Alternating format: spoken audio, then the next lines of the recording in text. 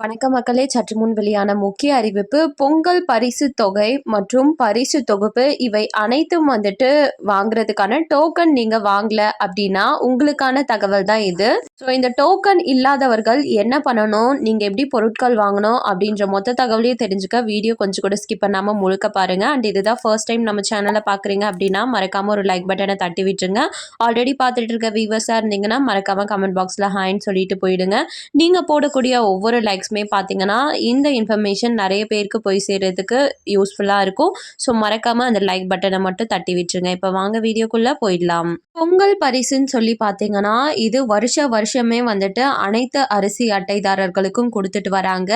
அந்த நிலையில இந்த வருஷமும் வந்து கொடுத்துட்டு இருக்காங்க.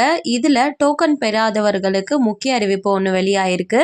தமிழ்நாடு மக்கள் பொங்கல் பண்டிகையை சிறப்பாக கொண்டாடும் வகையில் தமிழ்நாடு அரசு சார்பில் 1 கிலோ பச்சரிசி, 1 கிலோ சர்க்கரை, ஒரு முழு கரும்புடன் மற்றும் ரூபாய் 1000 ரொக்க பணத்துடன் பொங்கல் பரிசு தொகுப்பு நியாய விலை கடைகள் மூலம் அனைத்து குடும்ப அட்டைதாரர்களுக்கும் வழங்கப்பட்டு வருகிறது.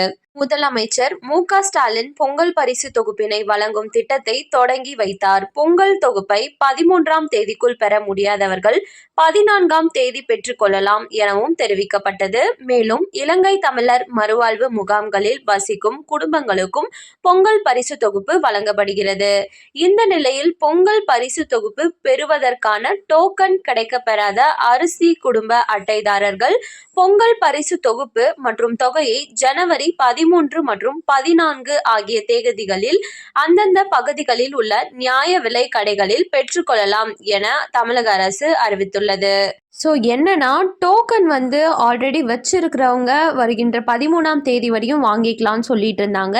இந்த நிலையில் டோக்கன் பெறாதவர்கள் என்ன பண்ணணும் அப்படின்னு சொல்லி பார்த்தீங்கன்னா, ஜனவரி 13 மற்றும் 14 ஆகிய தேதியில் அந்தந்த பகுதியில் இருக்க நியாய விலை கடைகளுக்கு போயிட்டு நீங்கள் உங்களோட பொங்கல் பரிசு தொகுப்பு மற்றும் தொகை ரெண்டுமே, அதாவது அரிசி, சர்க்கரை, அப்புறமா வந்து கரும்பு, இதையும் ப்ளஸ் 1000 ரூபாயும் வாங்கிக்கலாம் அப்படின்னு சொல்லியிருக்காங்க.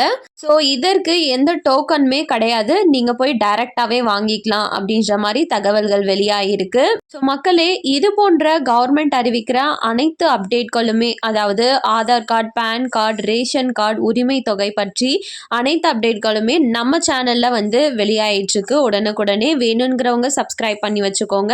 அப்படியே இந்த வீடியோ பிடிச்சிருந்தா மறக்காமல் ஒரு லைக் பட்டனையும் தட்டி விட்டுருங்க. வேணுங்கிறவங்களுக்கு ஷேரும் பண்ணுங்கள். தேங்க்யூ ஃபார் வாட்சிங்.